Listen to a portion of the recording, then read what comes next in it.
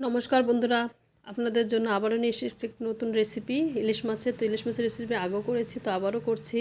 তো প্রথমে তেল দিয়ে, তেলের মধ্যে কিছুটা কালো জিরে ফোড়ন দিয়ে, ফোড়নটা হয়ে গেলে তার মধ্যে একটু সর্ষে বাটা, সর্ষে, তারপরে পোস্ত, জিরে, এগুলো দিয়ে আদা একটা পেস্ট বানিয়ে নিয়েছি। তারপরে এটা দেওয়ার পরে তারপরে নুন হলুদ দিয়ে দিলাম আর কিছুটা লঙ্কার গুঁড়ো দিয়ে দিলাম। তারপরে মশলাটা যখন একটু ভাজা ভাজা হয়ে যাবে, তেল ছেড়ে দেবে, তখন পরিমাণ মতন একটু জল দিতে হবে। জলটা যখন একটু ফুটে আসবে তখন দিতে হবে মাছগুলো। আর মাছগুলো দেখেই বুঝতে পারছো মাছগুলো একদম টাটকা, মানে তাজা মাছ। তো মাছগুলো দিয়ে কিছুক্ষণ নেড়ে চেড়ে নিতে হবে। নেড়ে চেড়ে নেওয়ার পরে কয়েকটা আমি চেরা লঙ্কা দিয়ে দেবো এর মধ্যে। তারপরে ঝোলটা যখন একটু শুকিয়ে আসবে তখন এর মধ্যে একটু সর্ষের তেল দিয়ে দেব। তারপরে কিছুক্ষণ চাপা দিয়ে গ্যাসটাকে বন্ধ করে দেব। তারপরে চাপা খুলে দেখুন।